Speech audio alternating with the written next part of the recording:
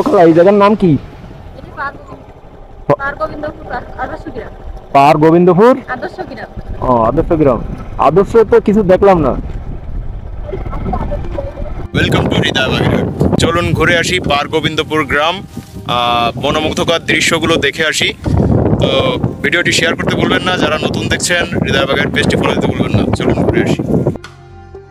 প্রিয় ভিউয়ার্স, বাগেরহাট রামপালের অসাধারণ একটি এলাকা পাহাড় গোবিন্দপুর আদর্শ গ্রাম। তো আমি পয়লা বাজারের যে মাছের আড়ত আছে, আসলে যে চিংড়ি মাছের যে বিক্রি হয় যে রোডে পয়লা বাজার, ঠিক তার পাশেই নদী, এবং নদী পার হতে হয় এই ব্রিজটা দিয়ে, পার হয়েই যেতে হয় পাহাড় গোবিন্দপুর আদর্শ গ্রামে। এখানে অনেক গুচ্ছ গ্রাম যাকে বলে, এখানে গুচ্ছ গ্রাম আছে, কিন্তু এখানকার ভিউটা কিন্তু জাস্ট অসাধারণ, মনোমুগ্ধকর। মানে এত সুন্দর এক লেভেলের একটা ভিউ এই এলাকায় আপনাকে মুগ্ধ করবেই। তো এই ইটের রাস্তাটা বেশি দূর না, সামনে গেলে ইটের রাস্তাটা শেষ, তারপরে পুরোটাই মাটির রাস্তা। কিন্তু বর্ষাকালে আসলে এদিকের যে কি অবস্থা হয় সেটাই হচ্ছে মূল ব্যাপার। যদিও এই এলাকায় কখনো আসি নাই, এটাই প্রথমবার। কারণ এই যে দৃশ্যগুলো, এগুলো আসলে তেমন একটা দেখা যায় না। বাম সাইডে বিশাল একটা লেকের মতো, এটা কিন্তু নদী না, এটা বিলের মতো লেক বলা যায়। তো সামনে এক চাচাকে দেখা যাচ্ছে, একটু কথা বলি। নেবাই, চাচা না ঠিক নেবাই, একটু নেবার সাথে কথা বলে দেখি। ও না ভাই, এই যে এদিক তাকান, নাম কি? কাজী আব্দুল আজিজ পল্টু। কাজী পল্টু কাজী। পল্টু কাজী। এই এই এই এলাকার নাম কি? পাহাড় গোবিন্দপুর। তো এনে কি পেয়েছেন আপনি? আপনার বাড়ি কোনে? আমার বাড়ি এই জায়গায়। এনে কি পেয়েছেন? ঘুরতে এসেছি।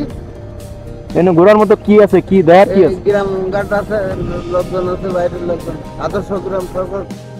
তো গ্রামঘাটের এই মানুষগুলো কিন্তু অনেকটা সরল সোজা টাইপের হয়, আর অ্যান্সারও খুব সরল সোজা টাইপের।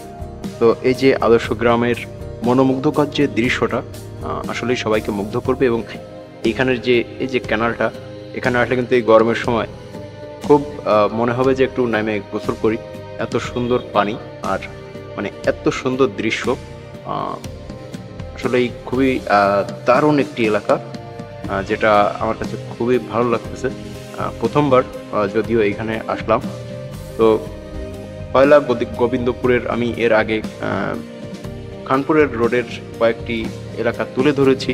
তো এই এলাকায় কখনো আসি নাই, যার কারণে কিন্তু অনেকদিন ধরে ইচ্ছা ছিল যে এই এলাকাটা তুলে ধরবো। এটা বারাকপুর থেকে এসে পয়লা বাজারের যে প্রথম যে ব্রিজটা পার হতে হয়, মাহেন্দ্র স্ট্যান্ডটা পার হতে, ব্রিজের পরে দাঁড়ালেই কিন্তু এই গ্রামটি দেখা যায় দূর থেকে।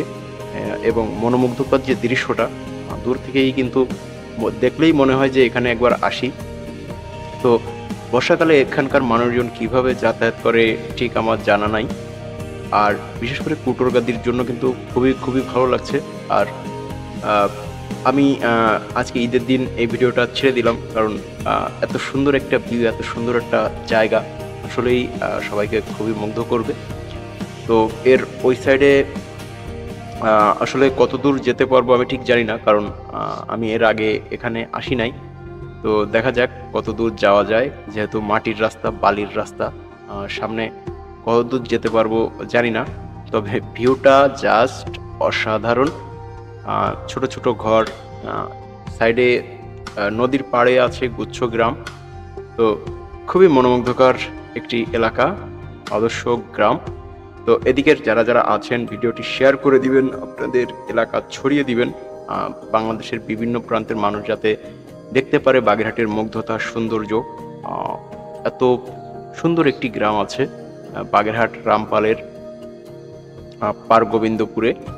তো যেখানেই যাচ্ছি কুটোর পালা দেখা যাচ্ছে, মনেই হচ্ছে যে এখানে কিন্তু গরু ছাগল লালন পালন হয় বেশিরভাগ।